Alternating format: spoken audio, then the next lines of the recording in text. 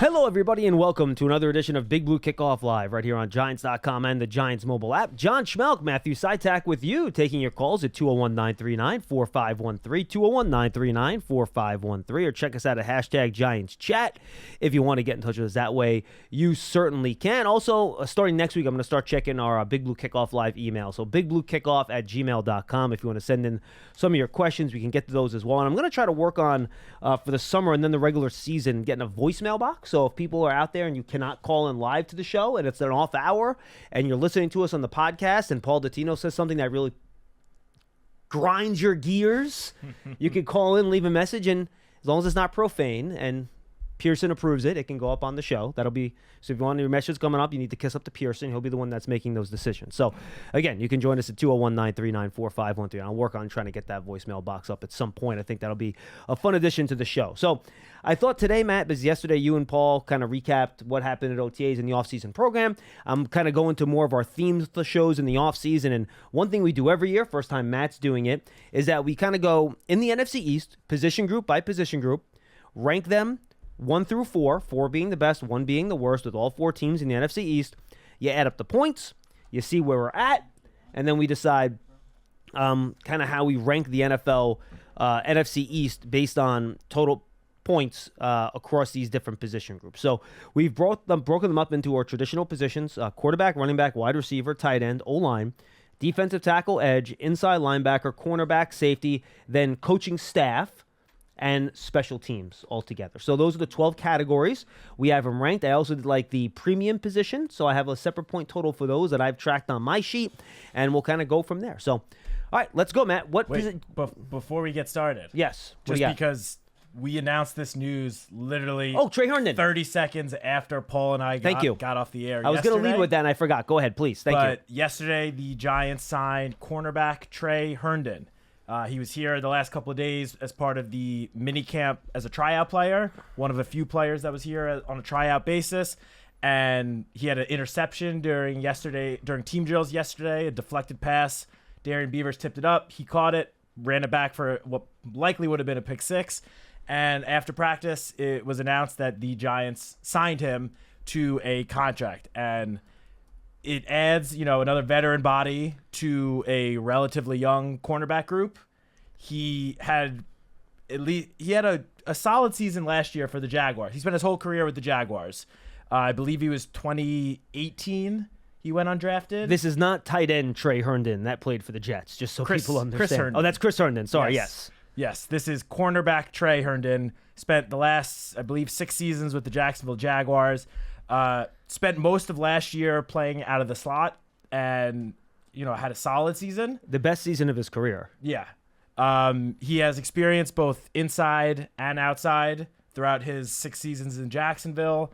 At this point, it's another veteran body in the mix for the cornerback group. There, I feel like there are a couple of spots in that group that are sort of up for grabs heading into training camp. He will compete with some of the younger guys, and we'll see what happens. Yeah, the Giants don't have a veteran slot guy, really. Nick McLeod's been playing there, but he doesn't have a lot of experience playing in the slot. I almost feel like that's more of a placeholder than a guy that's going to be there full time. And they've moved Darnay Holmes outside. He's not playing in the slot in this system. He's an outside corner. Cordell Flott is not playing in the slot in the system. He's an outside corner. So it's basically Andrew Phillips, Nick McLeod, and I think, is Caleb Hayes the slot with the 3s, I think? Does that sound right? I'm not sure. I don't know if he's been taking his snaps in the slot. And that's my point. You need another guy, especially a guy that has NFL experience. You mentioned his primary position has been slot for the past 3 seasons. He played more outside corner earlier in his career. And Matt's especially excited because he's a Vanderbilt alumni. Oh, yeah. I wasn't going to let this one fall through the cracks. It's not very often that we have a Vanderbilt Commodore on the roster. This is entering my 6th season with the team. We've had maybe 2 or 3. Spencer Pulley is the only one I actually remember. I didn't know he was a Vanderbilt guy. That was here and actually played a decent amount. The other guys were all, kind of training camp players that didn't even make the final cut, but got to give a shout out to my fellow Commodore. Absolutely. So just another body back there for a position where Shane Bowen, when you and Paul talked about this yesterday, basically said and he didn't say it was that position group specifically. I'm going to interpret it as that, where no one has really, separated themselves from the group yet in a lot of these competitions in the spring, mostly because it's a teaching time of year. It's not really a competitive time of year, but I think when you get to camp, pads go on, you can play press, you can be a little more physical and more aggressive. That's one of the spots at corner where he's going to want to see guys step up and try to separate themselves from the pack a little bit. Yeah, if you look at, each of the different position groups on the Giants defense right now, I would say other than Deonte Banks, the rest of the cornerbacks, that is really the position that is completely up for grabs at this point. Man, let's be honest. There's only 2 spots in the whole secondary that we know who the starters are going to be. One safety, I think I'd be shocked if one safety wasn't Jason Pinnock. Yeah. And I'd be surprised if one cornerback wasn't Deonte Banks. The other spots? Yeah, I mean, the second safety spot, I think we both believe will be either Dane Belton or Tyler Nubin, potentially Jalen Mills as well. Jalen Mills is another veteran guy that has some slot experience. He said that he's going to be a safety here, though, pretty much. He said so. I would expect also, him to be a I guess safety. it depends on the packages the Giants run. We could see packages. We saw one yesterday that was, primarily defensive backs back there. Yeah, and here's another tease for fans out there. I recorded all my player interviews for the Giants Huddle podcast on Monday when we did our player interviews. Isaiah Simmons said he might be a big slot where they want to play kind of like 3 safeties. He could be a big slot, too, on early downs. So yeah. Another guy that could be in the mix there as well. Yeah, I mean, there was, I'm not going to go into the details of like the personnel, but there was at least one kind of couple of plays where Bobby Okereke was the only linebacker out there. Oh, yeah, sure. And then they had multiple safeties. They had I believe it was at least 6 defensive backs on the field, including one playing linebacker. So, we'll have to see who steps up during training camp. All right, let's get to our game here. Yes. I will let you choose offense or defense first, Mr. Citak. Let's just start with offense. All right, so let's go quarterback first. Rip And the Band-Aid my off. guess is that we're going to have the same order here. I have Dak Prescott and the Cowboys quarterback room at number 1 with 4 points, and I have Jalen Hurts and the Eagles quarterback room second with 3 points. Since we don't know what Jaden Daniels is yet, and this is not a, who would you rather have for the next 3 years exercise. This is a who would you rather have for playing football this year exercise. I put Daniel Jones ahead of Jaden Daniels. So we're actually completely different on this one. Really? All right. What do you got for me? I like it. I have Jalen Hurts number 1. Really? If you were building a team, you would pick Hurts before Prescott at this point. I believe so. Ah, interesting. Yes. I just, Dak's been around the league now. What is he going into year 8? It might even be 9. Yeah. And last year was his best season, or probably his best statistical regular season. Oh, yeah, second MVP voting. Yeah, but he just, I don't know, he just still doesn't. Maybe it's just because of the playoffs, the performance in the playoffs from Dak, or the lack of a performance in the playoffs. So Hurts' success in the playoffs is what puts you over the top on Dak. But Hurts has been in the league for a lot less than Dak Prescott has. Okay. Dak has had a lot more opportunities to make it to the playoffs and to perform in the playoffs than Jalen Hurts. And look, my opinion on Jalen Hurts likely is heavily, influenced by the amount of, firepower that they have in that offense. But if I had to choose right now, because I think primarily because of the dual threat ability. I mean, you get the ball on the 1 yard line, and granted, a lot of it has to do with the Eagles' offensive line.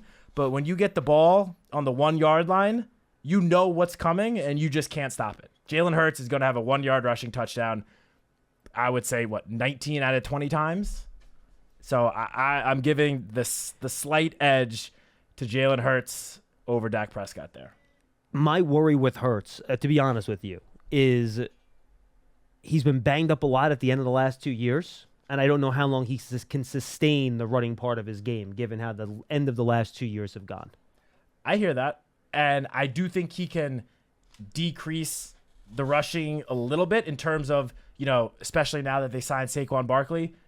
Maybe he doesn't take, 20 carries from the 1 yard line. They do the tush push. Maybe they hand it off to Saquon at least first and give him an opportunity to score. That would save a lot of wear and tear on Jalen Hurts. But even if you take out a lot of those 1 yard rushing plays, he's still a fantastic mobile quarterback and rushing quarterback. He is. From, further, like his own side of the field. I mean, he gashes opposing defenses. He'll, run the ball for 10, 15, 20 yards, slide down or go out of bounds. It's not only about the 1 yard runs. Yeah, I know that. Yeah, I mean, what he does for the run game with the read option is huge. I mean, that he helped develop that running game under Shane Steichen. I'll just always air to the guy that I think is the better thrower of the football, and that's why I lean towards Prescott. In that aspect, I agree. I would just pure passing. I would say Dak over Hurts, but when you put it all together, I got to go with Hurts. And then just for 3 and 4, this was one of the ones I told you right before we came on that I did not do any ties because you love Jaden Daniels. I do love Jaden Daniels. I love Jaden Daniels. If it was Drake May that ended up in Washington instead of Jaden Daniels, then Daniel Jones would have easily been number 3. This was the one of the positions where I came so close to doing a tie. I did give the slight edge to Jaden Daniels just because of how impressive he looked at LSU last year, and because when we skip a few positions when we get to the wide receivers, and I wanted to incorporate Malik Neighbors into my rankings, I didn't want to say for one position that he's never done it on the field before, so I can't on the NFL field, so I can't rank him that high, but then do the opposite when it came to Malik Neighbors. So I gave Jaden Daniels the slight edge over Daniel Jones. That's not anything against Daniel Jones. As you said, the whole pre-draft process, how much I've loved and how high I was on Jaden Daniels. Love Jaden Daniels. I'm just a big Jaden Daniels fan. I know you are. All right, running back. Eagles with Saquon Barkley. He had dominated this running back category in years past with the Giants, and I still give him the nod here in this conversation. I have Washington coming in at number 3 with the combination of Eckler and Robinson. I think it's a good 1-2 punch, a quick guy that can catch combined with a big bruising back. I have the Giants in number 2 with Devin Singletary. I think it was a very solid NFL starter. We like what we've seen out of Tyrone Tracy. And then the Dallas Cowboys are last with, Rico Dowdle, who I think is probably your early down back. You have Ezekiel Elliott back, who's more of a short yardage guy at this point of his career. So that's how I've ranked. I have Philly, Washington, Giants, and then Cowboys. I have exactly the same. Philly, Washington, Giants, Cowboys. The Cowboys, again, Ezekiel Elliott and Rico Dowdle, that is not a running back room that's going to scare me. Nope. I'm sorry. Agreed. Saquon Barkley, as much as it hurts to say it because, he's no longer here, he's easily the best running back in the division. He has been for years now, and he still is. He's just playing for another team. Yeah, the Eagles used to challenge the Giants in this category because of their depth. They had so many running backs they could throw in there, but now they have Saquon and they have guys behind them. Yeah, I was going to say, both now. Kenneth Gainwell is a solid running back as well. He's not, some Joe Schmo coming off the street. And I was a big Will Shipley fan coming out of Clemson, too. Their rookie 5th-round pick, so I'm with you on that. And I agree about Washington. I think Austin Eckler still has a little bit of tread left on the tire, even if it's just primarily as a pass catcher and not so much, getting 15-plus carries a game. Yeah, he might only play on 3rd downs, which would be fine. Yeah, I mean, Brian Robinson fits the mold perfectly of, sort of a bell cow back, at least in terms of the running back carries. So I have to give the slight edge to the combination of those two over Devin Singletary. But you know how much I also am high on Tyrone Tracy. That might take, a year before he really starts showing out, but I do have confidence in the direction of the Giants running back room. Speaking of which, the most recent Giant podcast is up. It is my interview with Purdue head coach and the running back coach. They do a lot of really interesting stuff on Tyrone Tracy. So you can find the Giants Huddle podcast. That's brought to you by Citizens, the official bank of the Giants. Giants app, giants.com/podcast. Just search for Giants Huddle podcast on your favorite podcast platform. And again, it was a really fun interview. Probably going half an hour with those two guys, right, Pierce? Between the two of them, we go the head coach first. Then we go the running backs coach. Really good insight on Tyrone Tracy, and I'm trying to temper my enthusiasm, but I'm not at your level yet. I don't think anyone's at your level. But I am. You'll get there during training camp. I do have the fact that he's snuck in there and gotten some first team opportunities here early on passing downs. And Brian Dable went out of his way to say good things about him on Tuesday. Was it Tuesday or was it last week? I don't remember. I think it was Tuesday. So I think all that matters.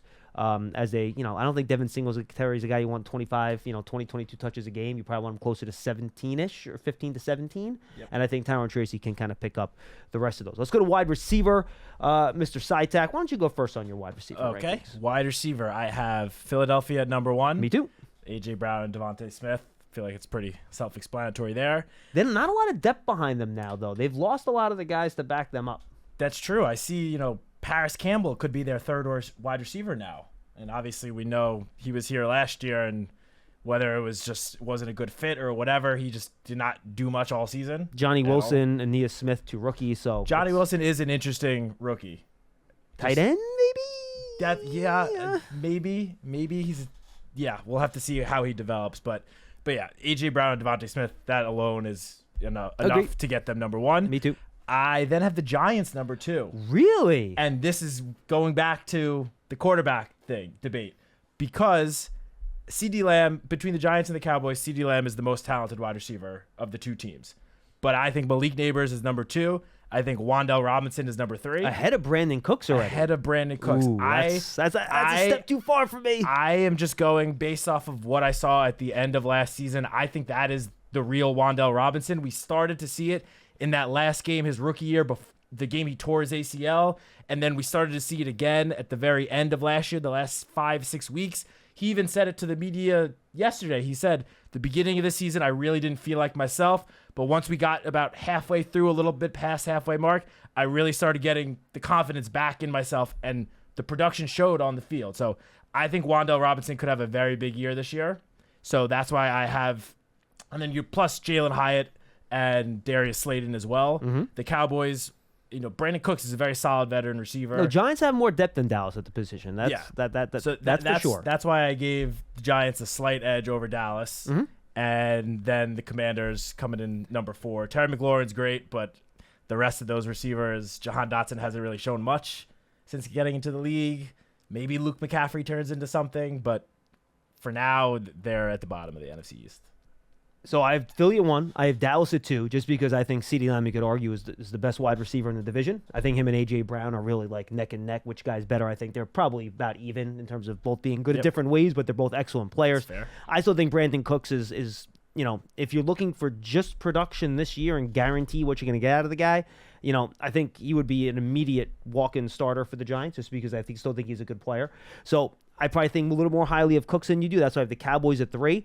And then I have the Giants and Washington tied. This is one of the ones that I had trouble with, because I love Terry McLaurin. I think if you put him on the Giants, he's a number 1 wide receiver, and it's not close. I would go Neighbors next. And then, do we know that Wan'Dale Robinson is better than Jahan Dotson? I think so. Yeah, but I think Dotson's had more. They were drafted the same year, right? No, Dotson's been in the league 2 years and Wan'Dale for 3. And Dotson has... No, they both had 2 seasons so far. Oh, that's right. Correct. Yes. So, for me, I don't know. I just think Dotson's been a little bit more productive, and I don't think he has... I don't think he's had a great situation around him either with the quarterback situation in Washington. So, I have Dotson slightly ahead of Wan'Dale, but then... You have Hyatt and Slayton, right? And they're better than anyone else Washington has. So that can be balances out for me. So I gave them the tie at 1.5 points each at the wide receiver position. All right. Well, that's fair. Yeah. I do agree. Terry McLaurin, he could be arguably the best receiver on many teams across he's great. the NFL. Love Terry McLaurin. I saw enough from Malik Neighbors so far to know that he is a number 1 receiver, and I think even if it takes a little bit of time, will be a very good number 1 receiver in the NFL. Zacchaeus, by the way, isn't a bad 3 for Washington either. He's actually a pretty decent number 3 wide receiver. Yeah. Mm-hmm. I'm going with the Giants' depth, and I just think Malik Neighbors and Wan'Dale Robinson, especially at the top of the depth chart, they're going to show the NFL this year that they are a very talented and maybe not one of the top 5 wide receiver duos, because there are some amazing wide receiver duos around the NFL, but I think they're going to at least put themselves somewhat in the conversation. They have the potential to be the second best wide receiver group in the division. I just haven't seen enough yet to place that bet. I just think even with the Giants, whatever you want to say about the quarterback position for the Giants, the skill sets for those 2 guys don't really require to have some amazing quarterback play. They just need to get the ball in their hands. No, you're right about that. And they're both great at creating separation, which I think is going to be a big boost to Daniel Jones as the quarterback as well. So we'll see what happens. Let's go to the tight end position here, Matt. I'll go first. I think Dallas Goedert's the best tight end in the division, so I put the Eagles at 1. I put Dallas at 2. I think Jason Ferguson's a really good player. at tight end, and they have Luke Schoonmaker, who Jake Ferguson, pardon me, Luke Schoonmaker, who was a second-round pick last year. Peyton Hendershot's pretty decent. So I put Dallas 2. I put Washington at 3. Zach Ertz, he's there. He's a little over the hill. I don't know how much he has left in the tank. Do they also have C.J. Uzomah, if I recall, their backup? No, he signed with the Eagles. Oh, he was the Eagles' backup. Thank you. Ben Sinnott was their second-round pick. He's the backup to Zach Ertz. Pardon me. So I have them at 3, and then the Giants, just because Darren Waller retires. There's a lot of questions at that position. I have the Giants at bringing up the rear. Yeah, I'll go with the reverse order. The same with the Giants at number 4. If Darren Waller hadn't retired, if he was returning, they would be higher on the list. But between Daniel Bellinger and Theo Johnson, those guys could develop into a solid, tight end duo. But for those, especially with Theo Johnson as a 4th-round pick, Bellinger's a 4th-round pick 2 years ago, I got to see it from them first. I would really caution fans expecting too much out of Theo Johnson in his rookie year. Yeah, I mean, we talk all the time about it. It takes tight ends more time than other positions to really get going in the NFL. Don't let Sam Laporta's success last year make you think that all rookie tight ends have the potential to come in and immediately be one of the best pass catchers potentially at the position in the entire league. Raw as a pass catcher. Penn State didn't throw the ball a ton. So there's a lot to learn there for him. Yeah, so I agree. Giants at number 4. Commanders at number 3. I'm with you on that as well. Zach Ertz, he's just old. Yeah, he's old. He's old. I do like Ben Sinnott, but again, we were just talking about rookie tight ends, especially mid-round picks. Yep. Got to see it. The second-round pick for Ben Sinnott. That I wouldn't say that's a mid-rounder. Oh, you're right. He was projected to be a little bit later, but he went in the second round. You're right. Commanders like him. Yep. Hey, we'll see how quickly he can I like play. him too. But now the only difference I have is I have the Cowboys at number 1. All right. Why? And I like Dallas Goedert a lot. I think he's a very solid, reliable veteran tight end. But I saw enough for Jake Ferguson last year to know that he's going to be a very good tight end. He's already a very good tight end. He's a fun player. He is, 71 receptions, 761 yards, 5 touchdowns last year. I think he's going to, this year, potentially be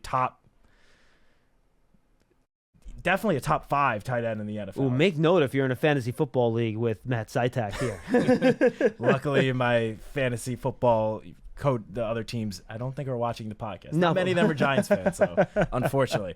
But yeah, I really like Jake Ferguson. This has nothing to do with Dallas Goedert. He's very good. I just think Jake Ferguson is going to be great. So that's why I have the Cowboys at number 1. No, I think that's fair. All right, let's go to I like how we have some differences here. It's good. All right, let's go to the offensive line. I think it's hard to argue, Matt, that Philly's not first here. Yep. And then I'll let you do the rest of your rankings after Philly at 1. Yeah, so Philly at 1. Then I have the Cowboys at number 2. Me too. I then have, which I don't know if you're going to agree with me on this, I actually have the Giants at number 3. So do I. And Washington at number 4. I have the same exact rankings. Explain why. So obviously, we all know last year the Giants' offensive line surrendered the most sacks in the NFL, 20 more sacks than anyone else.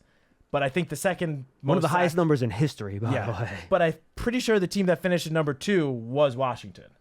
Yeah, that sounds right. But Sam Howell got sacked. I think the Giants gave up the most sacks, but Sam Howell was sacked more than any other quarterback. Because the Giants split time between 3 quarterbacks. But the Giants as we've spoken about at length the last couple of months, they went out and put a lot of resources towards the offensive line between John Runyon, Jermaine Illuminor, Aaron Stinney, even Austin Schlottman, Matt Nelson. Like the list goes on and on. They brought in a lot of new bodies on the offensive line. And while Washington, they made some moves on the offensive line as well. They signed Tyler Biadasz at center. They have Sam Cosmi at right guard, who's been, I think, very good. Andrew Wiley is, solid, decent right tackle-ish. But Andrew Thomas is an all-pro. I think John Michael Schmitz could take a step, even if it's not a huge step, a step this year. And then having Runyon and Illuminor as 2 veterans, I think that's going to really help just solidify the offensive line. And obviously, the question mark is at right tackle with Evan Neal. We need to see him on the field at training camp, and then see what he can do. But and that could end up being Illuminor when all is said and done if Evan Neal doesn't work out.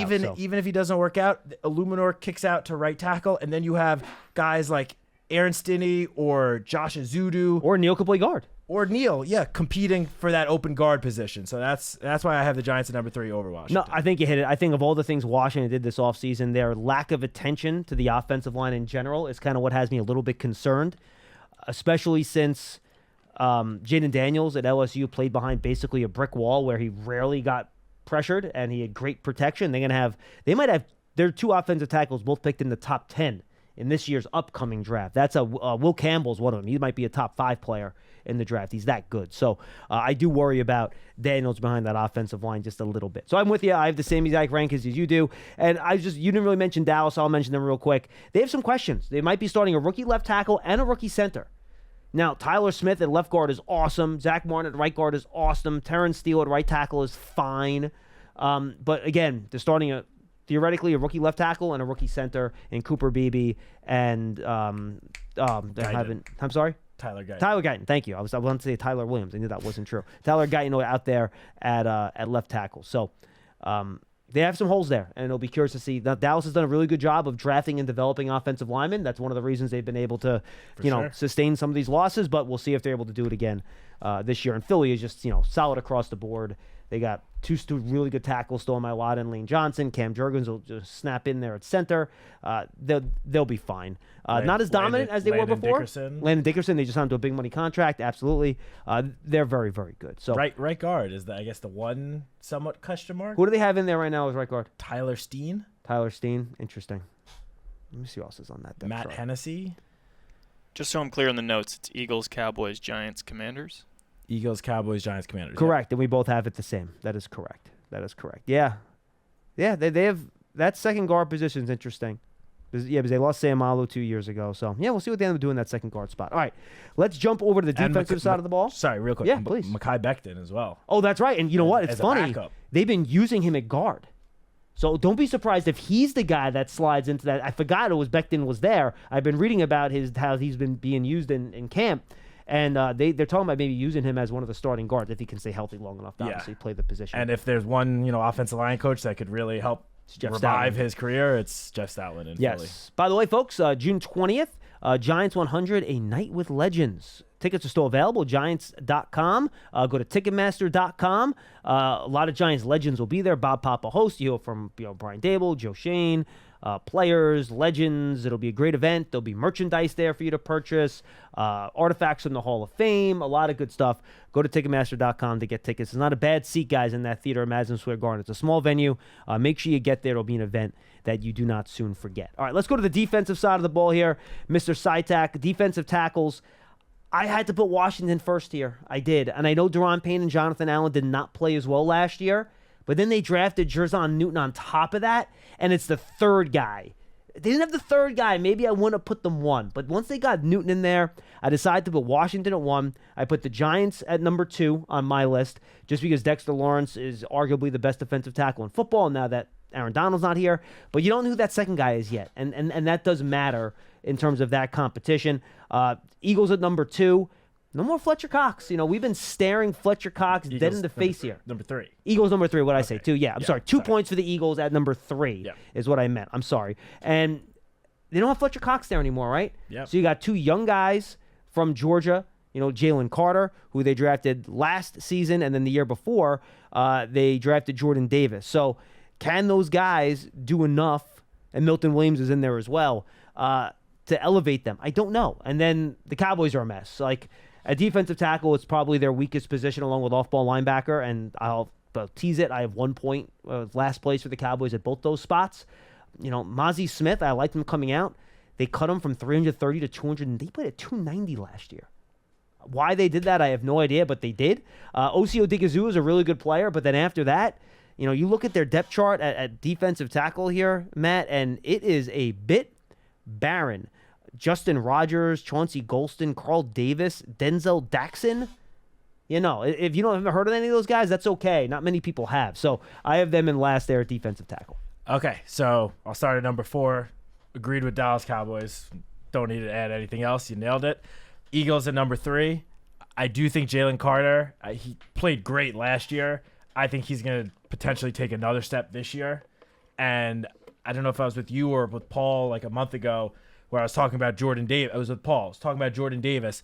So he was photographed at a Eagles charity event like about a month ago, 6 weeks ago, and he looked like he was in amazing shape. That'd be the first time. He trimmed down significantly. I mean, that was the biggest thing really taking him down since he got into the NFL. Yeah, I wasn't a huge fan of his coming out. Jeff Eagles loved him. I think I had a second round grade on him. I was not, but if he really has gotten in shape and that allows him to play a little bit faster, that'll help him. Look, it was at some like bike riding charity event, so he was wearing a very tight, bike riding outfit. So you implying he might have been wearing the Spanx? Yeah, I mean, it looked like he was wearing kind of Spanx, but it did look like he was in good shape. So he could have a bounce back season. He was my pick as like a bounce back guy when Paul and I had to show. Oh, I like that one. Bounce back players. Yeah, I like that. But I do still have Eagles at number 3. I have Washington at number 2. And this was another one that I came very close to putting Giants and Commanders tied. But I went with Washington at number 2. I do like Johnny Newton or Jerzon Newton. He's the 3rd defensive tackle, as you mentioned.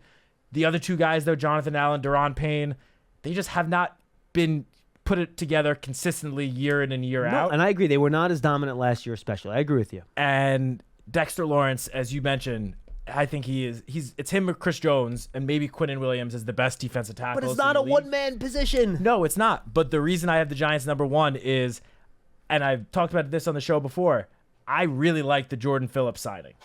I know injuries have kind of dragged him down the last couple seasons. He's not had a fully healthy season, I believe, since 2019.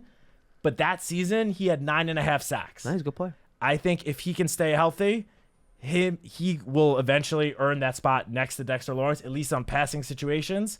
And especially with the talent that they have between Dexter Lawrence and then the 2 edge guys, or even 3 edge guys, accounting Azeez Ojulari, I think Jordan Phillips could become, a very solid number 2 defensive tackle. And I also I like Jordan Riley and DJ Davidson, Ryder Anderson. Those are younger guys that obviously have a lot of development still to come or need to develop in order to really become, solidified NFL contributors. But at least from Jordan Riley, I've seen flashes that I think he can put it together under the guidance of Andre Patterson. Fair enough. All right, why don't you do your edge rankings? All right, so I also just want to note for the edge, I think this is the strongest position in the division. This was very tough, except for Washington. This was very tough to parse. They were an easy last place for me. I have them at number 4 too, and I'll get to them. I'm not as down on them as you are though. Okay, they are my number 4, but number 1, I have the Giants. Brian Burns and Kayvon Thibodeau, I think, are gonna become right up there with one of the best pass rushing duos in the entire league, and I think they're both gonna benefit greatly from having Dexter Lawrence playing in between them, because between those 3 guys, defenses are not going to be able to double team more than one of them at a time. Mm-hmm. Most likely, a lot of passing situations, 2 of those 3 guys are going to be in one-on-one situations, and I'll sign up for that any day of the week. Number 2, I have the Dallas Cowboys. Micah Parsons is one of the best defensive players in the NFL. DeMarcus Lawrence, while he's on the older side, shown that he's still got some gas left in the tank. Very underrated. Very underrated. The 2 of them, again, that's another very solid, very good edge rushing duo. I have the Eagles at number 3. I really like the signing of Bryce Huff. Obviously, I love that the Giants traded for Brian Burns, but had we not done that trade, Bryce Huff was the edge rusher that I was hoping we would go after. What do you think about trading out Reddick for Huff, which is basically what they did, right? They traded Reddick and they signed Huff. I'm okay with it because, as we see now with Reddick holding out from the Jets for minicamp and stuff, he wants a lot of money, it seems. Are you sure he wasn't just on vacation with Aaron Rodgers? No. The reports out there are that he would like a lot of money. And I thought the reported numbers that Bryce Huff got, I believe it was like $17 million a year. Yeah, something like that. Around there. Mm-hmm. And apparently, again, these are all reports, so who knows what's actually true. But apparently Reddick is saying he wants somewhere like 25 to 30 million. And he's been great. He's been great. Don't get me wrong. Last year he put up the production. In that case, it's a good switch out. Yeah. And I think Bryce Huff is a rising player, ascending player. If you're the Jets, how do you trade for him if you're not ready to just give him the contract that he wants? That's the question that everyone seems to be asking now. Yeah. So Philly number 3, Bryce Huff. Who is the other? I don't even know who their other. Oh, and they have Brandon Graham still, who obviously is definitely towards the end of his career, but still, at the very least, a solid pass rusher. And Nolan Smith, their draft pick 2 years ago. And Nolan Smith, yep. So, yeah, they take number 3. Washington, we both agree, number 4.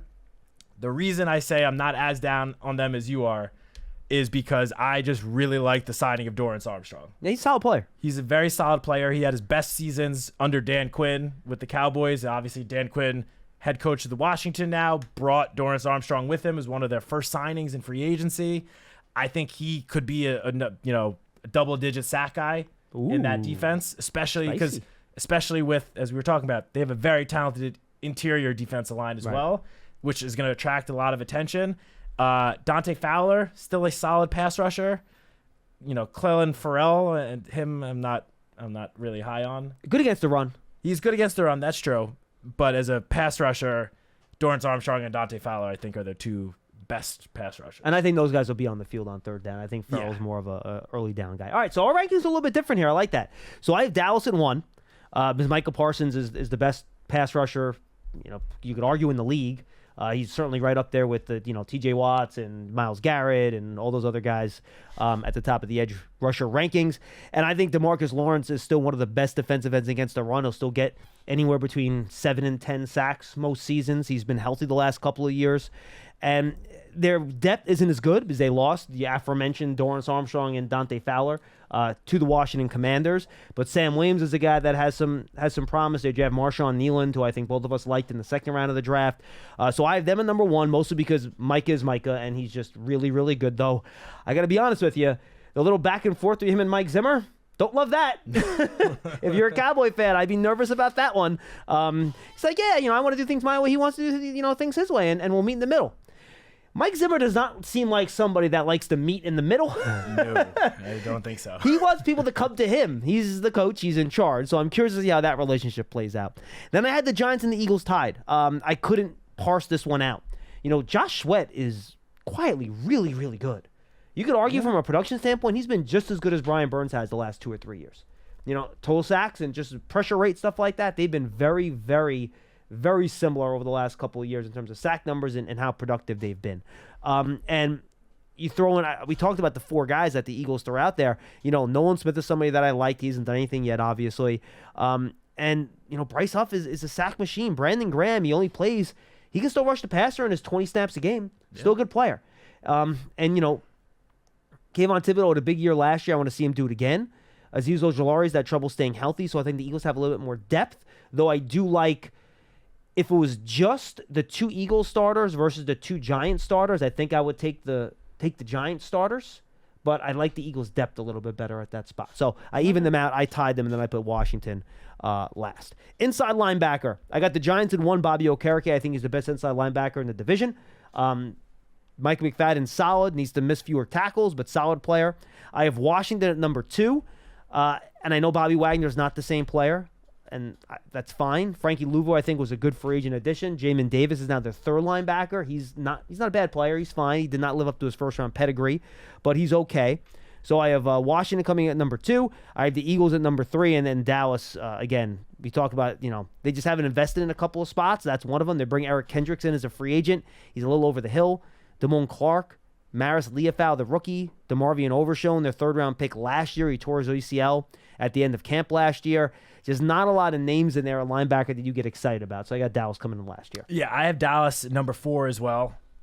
Same exact reasons you said. I will say, though, Eric Kendricks did have his best seasons of his career under Mike Zimmer. 100%. Who is now the defensive coordinator, as you mentioned. So if there's a guy that has a good chance of bringing out whatever's left in Eric Kendricks, it's Mike Zimmer. But I do agree, they're number 4. Philadelphia, also I agree, number 3. They've got guys there. They signed Devin White, who he's overrated to me. I wanted him to be good. Yeah, correct. I've wanted him to be so good since he got drafted. He's the king of the splash play, but he's just not consistent enough. He just hasn't put it together on a consistent basis. I'm with you. Agree 100%. Nakobe Dean can't stay healthy. Yeah. And then Zach Bond, Oren Burks, decent guy. Jeremiah Trotter Jr. they drafted in the 5th round, and again, just seeing Jeremiah Trotter in an Eagles jersey bring brings back bad memories. Yeah, That scares I'd me a say. little bit. The only difference between our rankings is I have Washington at number 1. Ahead of the Giants, really? Ahead of the Giants. And I agree that Bobby Okereke probably is the top inside linebacker in the division, but I went with Washington because of Bobby Wagner, mostly. Bobby Wagner, He's just slowed down so much. he was second team All-Pro last year. Yeah, I think that's a reputation pick. I mean, if you just look at his page on Pro Football Reference, the last Oh no, it's all 10 it's crazy. seasons I know. is I know. all pro. I know. And now he's back with Dan Quinn, who He just doesn't played with in He Seattle. doesn't run quite as well as he used to, and that worries me. I mean, that's true. Obviously, still so he's smart, getting up there in though, and all age. He's that. about I to know. turn 34, but I mean, I think he still has plenty of left in the tank. So That's fair. and you mentioned Frankie Louvu. That was one of, I think, the most underrated signings of the entire offseason. Yeah, he's a good player. He's a very, very solid player, and I think Dan Quinn is gonna, help take him even to the next level. Mm-hmm. So I think while Bobby Okereke might be the top linebacker, I think both of those guys I would rank above Micah McFadden. Mm-hmm. I do have the Giants second though, because of everything I just mentioned. Bobby Okereke, I think is still getting better as a player, and Micah McFadden, he could take a step this year. Yeah. Where when we're having this conversation next year, the Giants could be my number 1 then. But for now, I still need to see a little bit more from Micah McFadden before I'd be ready to put them ahead of Washington. By the way, Alex, Tim, and Jeff, I know you guys have been holding the whole show. I appreciate your patience. We will get to you at the end. If we have to go a little long to do it, we will. We will get to you, I promise. But this is a good exercise. I want to get through it. All right, let's go to corner here, Matt. Why don't you give your cornerback rankings? All right, to start it off, I have the Dallas Cowboys. Me too. Trayvon Diggs and Deron Bland. I mean, the two of those guys alone are enough to give them the number 1 spot. And Jordan Lewis is solid. He's been a solid slot for a long time. He's been solid, but those two are the reason why I 100%. think we both have them Yep. at number 1. Trayvon Diggs, he's coming off the injury, right? Yeah, he tore his ACL in last year. camp last year. But Yeah. I think he's much like Daniel Jones. I think he's expected to be good to go Yeah, by I mean, the start of camp. especially it happened before the season started, so Correct. he'll be ready to It's go. amazing with ACLs how quickly these guys come back. Yeah, Now. It's nuts. and I mean, Deron Bland last year his crazy season. Yeah, with all last the year was he had interceptions? all the pick sixes. Yeah, You can make the argument that he should have been Defensive Player of the Year last year. 9 interceptions, 5 of which he returned for touchdowns. That's just downright impressive. One defensive player, and look, I know a lot of that's random, but you know what? Those weren't a lot of gift interceptions for him, where people were like air on the ball. He was like jumping routes, making legitimate plays on most of those Yep. interceptions. So, Dallas number 1. I have Philadelphia at number 2. me too. Between Darius Slay, they drafted Quinyon Mitchell in the first round. They drafted Cooper DeJean, who I believe is probably going to be their slot corner / just defensive weapon. I think they're going to move him all over the defensive How they use him and backfield. Bradbury will be interesting because I don't think Bradbury's a straight corner for them anymore either. So we'll see how they use the those two reports out of guys. Philly have been that Bradbury's been taking reps at safety. Safety, yep. Mhm. So, but still, Bradbury is still there. He definitely took a step back last year, but we'll see if he's got anything left. Avonte Maddox he's a solid slot corner. Mhm. So they just have a lot of talented players in that room. All right, we're on the same page. Moving on to number 3, I have the Giants. So do I. Okay. And, cornerback is not the deepest positions of the Giants. I love how right you said now. that like you're like looking like I have the Giants next. Well, Is because that a few shows ago we were talking about when we did the position rankings just on the Giants. We ranked all of the No, the positions. corners are near the bottom. Corners I know. were, I think, at the bottom for Yep. both of us. So, but Deontay Banks, I think, is going to take a step this year. He showed flashes last season. Well, Banks is better than anyone on the Commanders, and that to me Yes. is what makes the difference here. Exactly what I was going to say. The number 1 corner for the Commanders is probably Benjamin St-Juste. Yeah, and he who's was just benched for the first not half of that last good. year, correct. So that's why I have Giants at number 3. I'm with you. Washington number 4. No notes. I'm not even going to comment. I'm with you all the way. Safety. This was a tough one for me because I think, you talked about edge being one of the better positions in the division, and I think wide receiver is probably in that mix too. I think both those groups are very strong. Safety might be the weakest position in the division, in my opinion. I just don't think, you don't have one guy, I don't think, on any team that's been in a Pro Bowl. Not one on any of the 4 rosters. Yeah. So I went Dallas first just because I like their depth there. Malik Hooker's a good player. Yeah. Donovan Wilson's a good player. Yep. Marquise Bell was a good player. He was linebacker last year, again, moved back to safety. Even Wanye Thomas made some plays for them last year. So just because I think Dallas has 4 guys that they feel, or at least 3, that they feel good about playing in a lot of different situations, I decided to go Dallas 1 because of the depth. I went Giants number 2 because I think Jason Pinnock is a good player. I think between Newman and Belton, you have a second and third safety there. I think you're in pretty good shape. I went Eagles 3 just because we don't know what Bradbury is going to give you as a safety, right? C.J. Gardner-Johnson's a good player. Reed Blankenship doesn't do anything for him, to be honest with you. Sidney Brown is fine. Maybe I'm overrating that a little bit. I did have it. I'm looking, I'm like, why would I put the Giants ahead of the Eagles? I didn't. So I have the Eagles 2, Pearson. I'm sorry about that. So the Eagles have 3 points at number 2. Then I have the Giants coming in after that because, the Eagles do have a number of guys there, and I think C.J. Gardner-Johnson is probably a little bit better of a player than Pinnock at this point. So that's why I gave the Eagles a little bit of an edge there. I got the Giants at 3, and then I have the Commanders coming in 4th place, where their secondary is still going to be a problem for them this year. Jeremy Chinn's a good player, but Carolina never quite figured out how to use him the right way. I think Dan Quinn will because he likes those kind of big safeties in the box, which I think Jeremy Chinn will be good at.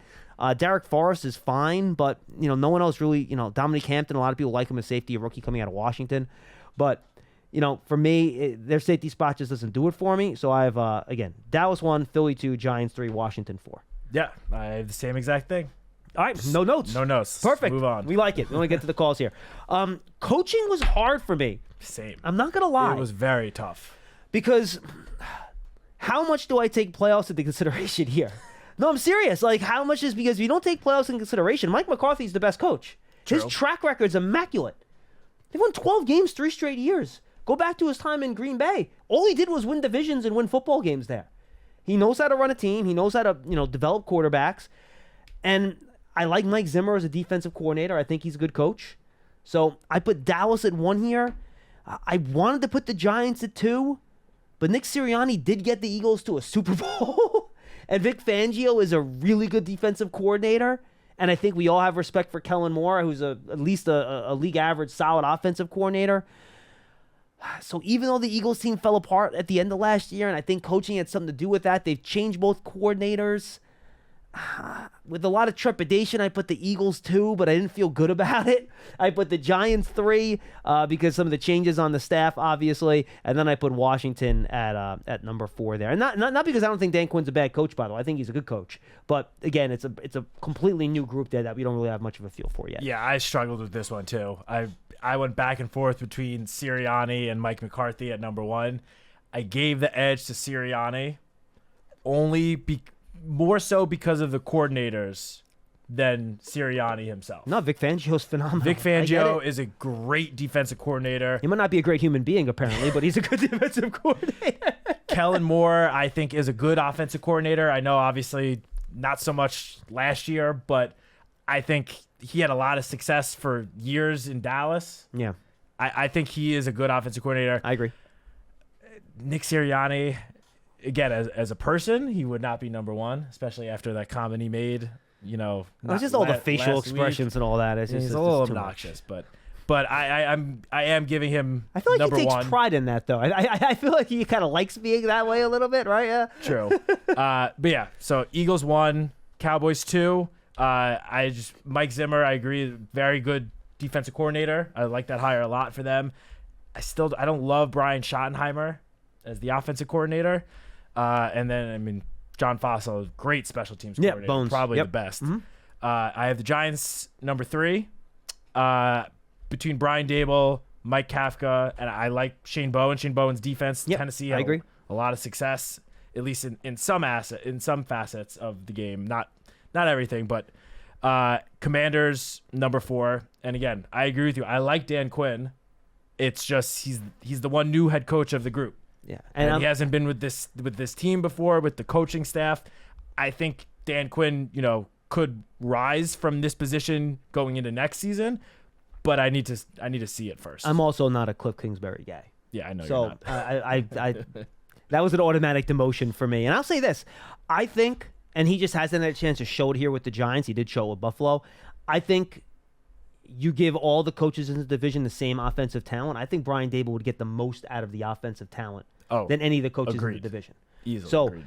he just hasn't had the pieces here yet to do that, in my opinion. But I think he could easily vault up this list very, very quickly. He's such a good offensive coach. Just go back to the player report cards, right? He scored great, marks from the players and how he treats them and how he deals with the players here. Again, but we have to at some point take record into consideration, right, and results. Yeah. So I think Brian Dable's a great coach. I have all the faith in the world in him. He's an awesome offensive coach. But, at some point, you have to look at results, and that's why I think Sirianni and McCarthy ultimately get the edge. Finally, special teams, and I'll just do this really quick. We don't need to break this down, super hardcore here. I have Dallas at 1 just because Brandon Aubrey was a freaking machine last year. He's kicking like 60-yard field goals like it's nothing, and Kevontae Turpin is a really good return guy. So that to me, those are two kind of difference-making players, so I put them first. I have them 1 as well. I put the Giants number 2, to be honest with you. I think Graham Gano, I know he had a bad year last year. I'm going to chalk that up to the injuries. He's a super consistent kicker. This was close with the Eagles, in my opinion. I think the Giants have a good number of guys they can choose from in terms of kick and punt return between Gunnar Olszewski. I think Tyrone Chasey Jr. can get in there, a kick returner. I think Jamie Gillen was solid last year. I affiliate number 3, Jake Elliott, I think is a good kicker. Their punter, Braden Mann, Britton Covey and Isaiah Rogers as their returners. They don't do much for me. And then I have Washington coming in 4th here. The reason I put Philly ahead of them is because I just like Elliott a little bit more than I like. I guess their place kicker is new this year, huh?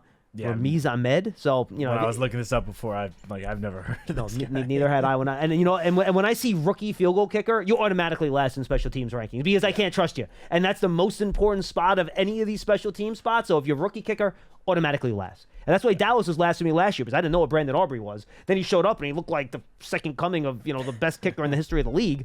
But that's why I have Washington last. Yeah. So agreed with Dallas at number 1. Don't have anything to add to what you said. I actually have Philadelphia at number 2. Okay. I think Jake Elliott is just a great kicker. I actually think Braden Mann is I guess I'm a little higher on him as a punter than you are. I honestly, I've got to admit, I did not do a lot of work on Braden Mann. That's fair. I just think he's a very solid punter and has been just a little bit more consistent than Jamie Gillen. Fan. And in terms of the return game, you mentioned Britton Covey and Isaiah Rogers. We don't know for sure if they're going to be the returners because number 2 on the depth chart, it says, is Cooper DeJean and Will Shipley. That's a good point. And if those two guys are back there, good point. I have a lot more confidence in those, especially Shipley as the kick returner. Good point. I think he could be amazing on special teams. So I gave them the slight edge over the Giants at number 3, and then Commanders at number 4. Same exact reason you said, rookie kicker I've never heard of. You get number 4. All right. Did you add up your point totals by any chance? That I did not do. Okay, well, I give you mine. Can you add yours up real quick and see? Or Pearson, do you have them added on the spreadsheet here so we can take a look at that? Oh, Pearson added them for you. Perfect. All right, good. So let's see. Where are your? Is this a little further down the spreadsheet here, Pearson? I don't have them added up. I just have the orders. Okay. Well, I will give you mine. I'll give you the total number, Citak. You start doing your math on yours, okay? So if I ranked it 1, that's 4 points. Yes, right? that's correct. Okay. And again, it goes down the line that way. Right. So the way mine added up is that I have the Eagles and Cowboys a half point apart. I have the Eagles at 36.5 total points. The Cowboys came in at 36. The Eagles, 19 points on offense, 12 on defense. Cowboys are even, believe it or not. 14 points on offense, 14 on defense. Cowboys got the edge on special teams and the coaching staff. So Eagles, 36.5. Cowboys came in at 36. In terms of premium positions, and for premium positions, I counted quarterback, receiver, O-line, D-tackle, edge, corner, and coach. The Cowboys just outdo the Eagles 19 to 18.5 in terms of premium positions. Giants came in 3rd place with 27 points. 8.5 on offense, 13.5 on defense, 3 special teams, 2 coach. That gave them 27. 13 points in the premium positions, which is the key spots. And again, quarterback, receiver, O-line, D-tackle, edge, corner, and coach. 13 points. And then Washington came in last at 20.5 points.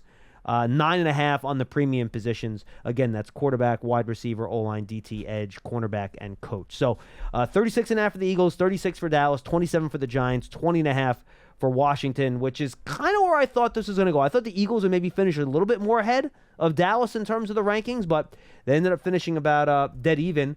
So, we've kind of talked about there still being a little bit of a tier difference between Philly and Dallas until proven otherwise, and I think after doing this exercise, I still stand there where, the Giants have to show that I'm going to use the expression, Pearson. I've avoided using this most of the offseason until the Giants show they've closed the gap.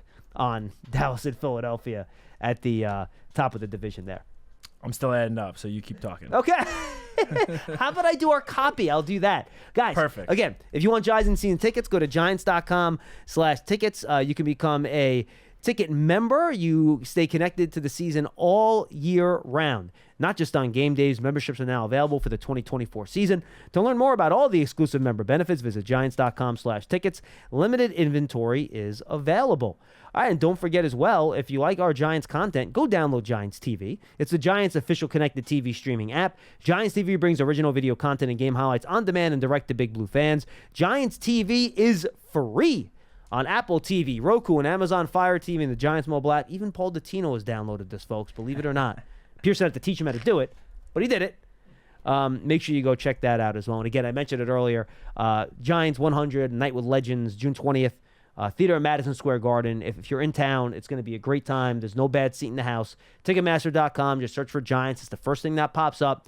I think under 100 tickets are left. I was kind of counting the little blue dots on the map the other day, and I think it was under 100. So go check that out, folks, and get those tickets. And trust me, I've seen some of the plans. It's going to be a lot of fun. It's a week from today, actually. So make sure you go check that out.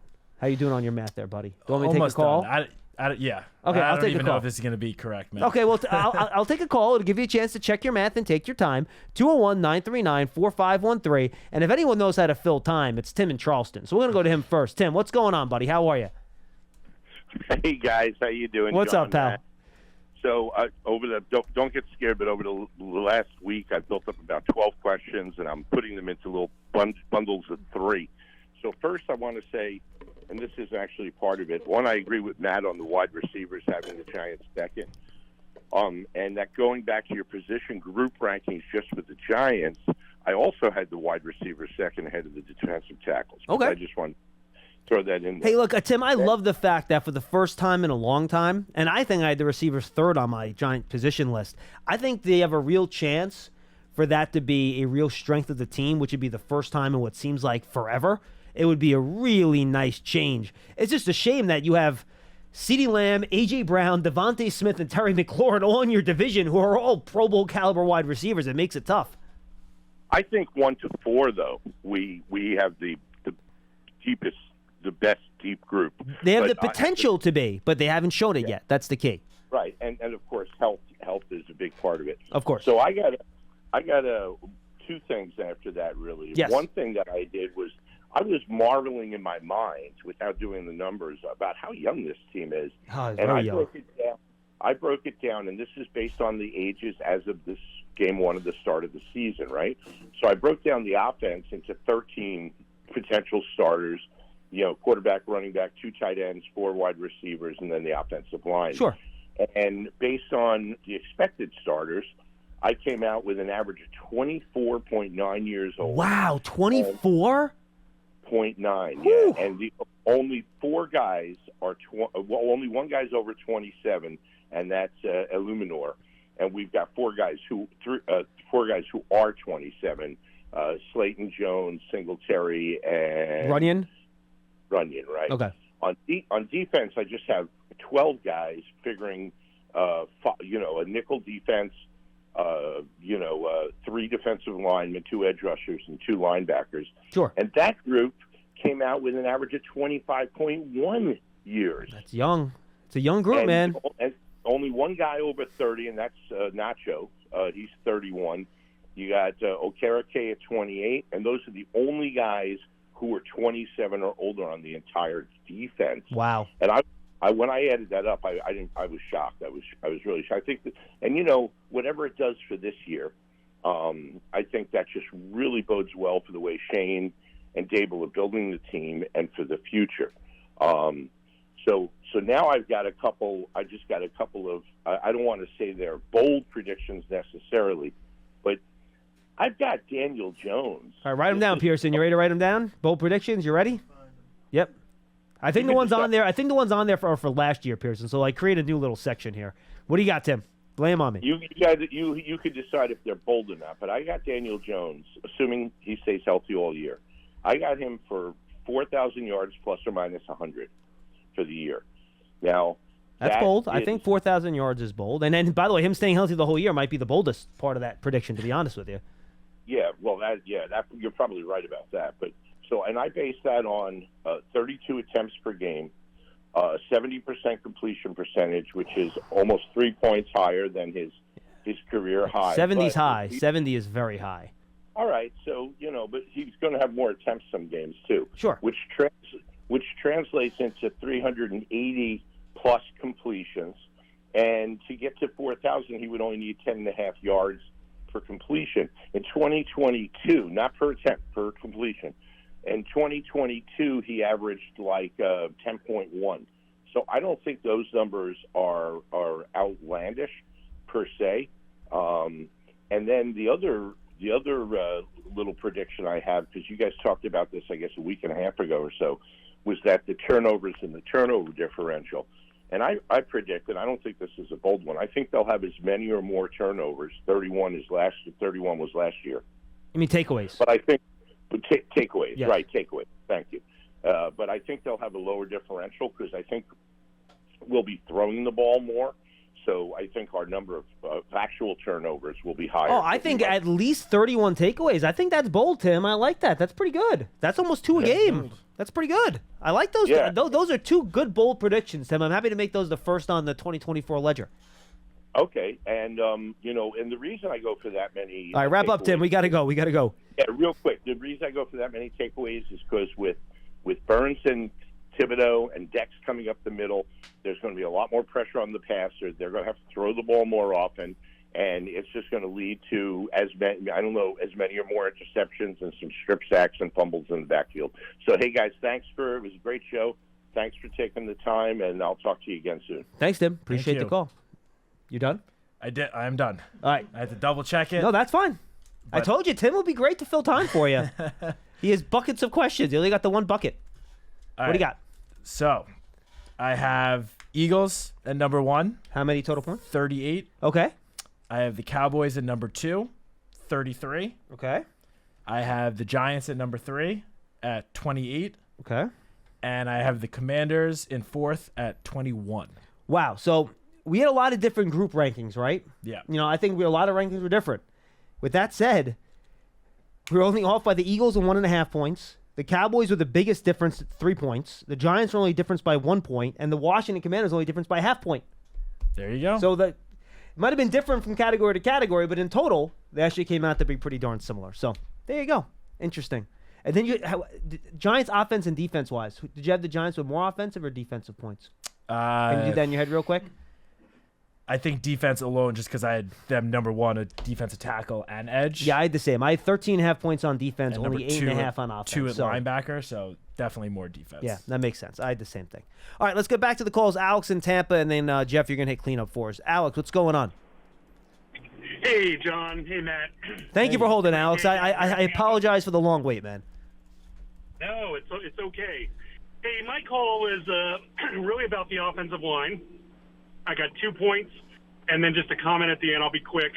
The first one is when we were going through draft prep and all that, and we got the free agents of Illuminor and Runyon, I was pretty convinced, and I think you were on the show at least at that time, that we would start with Thomas and then Runyon at left guard, Schmitz, Illuminor at right guard, and Neal at right tackle. And that would kind of be our perfect, setup if it came to be. And what I heard last week, or maybe it was earlier this week, was Runyon has been playing at right guard, Illuminor has been playing at left guard, and with Neal out, my question is if we think Illuminor would slide to the right and fill in for Neal if he was out, why we would not want to put him to practice at right guard, and why he's way over at left guard, if you could answer that one real quick. Yeah, I don't think we've gotten a firm answer from either Carmen Brasillo or from the Giants offensive staff as to why one guy's at left and one guy's at right. They just said that's the way they want to do it. I don't think we actually got a reasoning behind it, Matt, if I recall. Do you remember hearing It's an exact interesting. reason? I don't think so. I have No. guesses, but I don't think we've confirmed, actually gotten anything from the coaches on that. Yeah, 'cause Now here's my guess. Here's Runyon was Alex. better at left guard. Well, remember but he's not. I what- mean, if you look at his PFF grades, his best years were his last 2 years when he started at right guard. So and his I last got 2 that mixed years, up. I will double check that. I actually have the page up right now. I'll take a look at it. So last C pass protection the last 2 years, 60 is actually about. He was 62 and 77 his 2 years at right guard. He was 72 and 45 his 2 years at left guard. So there aren't that much different there. They're similar.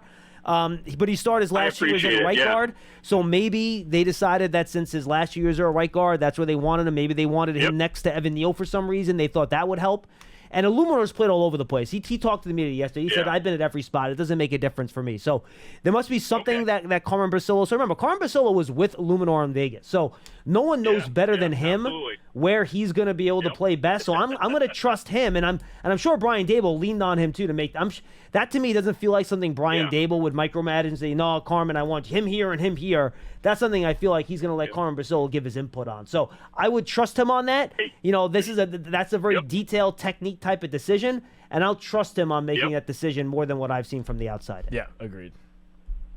Second quick point. Yesterday, Paul and Matt had a great discussion on wide receivers and tight ends, and I'll summarize. Paul thought it was all going to be wide receivers, and the tight ends really wouldn't be on the field. And I think Matt was a little bit closer to reality with, the wide receivers are going to open up the underneath with to allow the tight ends and running backs to play.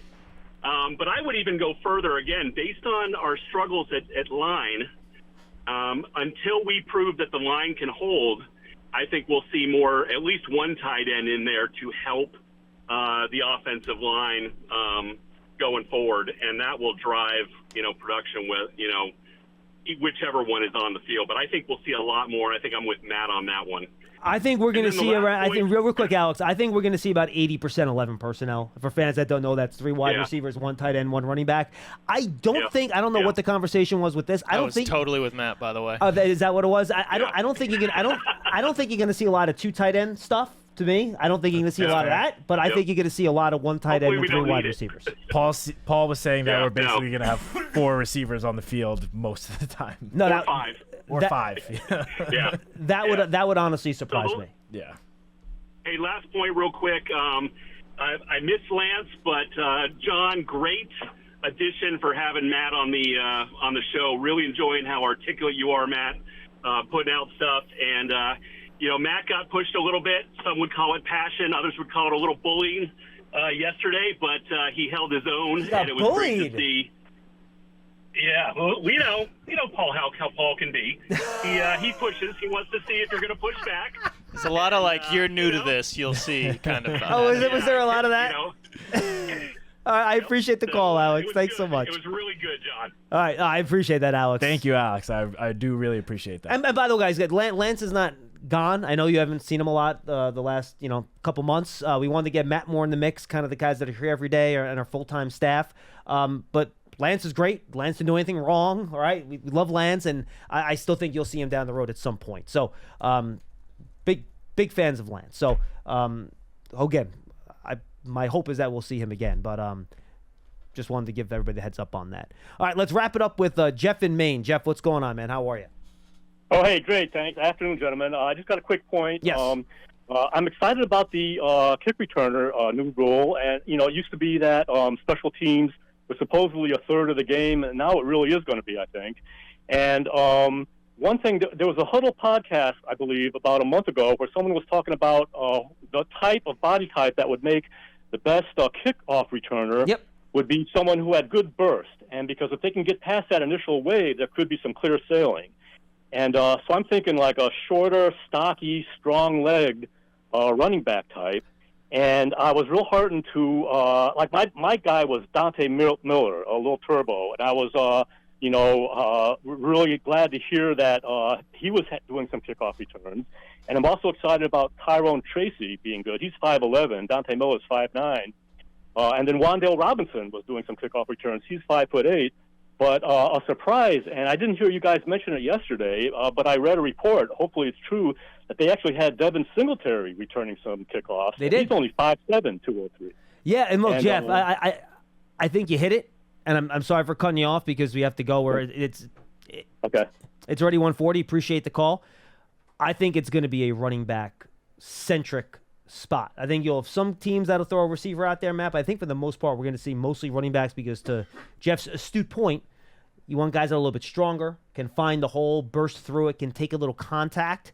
My guess is you'll see more of like your faster third down speed back types back there rather than, the Cowboys will probably still put Kevontae Turpin back there. He's only 165 pounds. But I think it'll probably be a position now that trends more towards running back than wide receiver, in my bet. Yeah, no, I agree. I mean, if I had to take a guess right now, granted it's June 13th, training camp is 6 weeks away, but right now I would think that Tyrone Tracy it would be my number one guess as to who the kick returner is.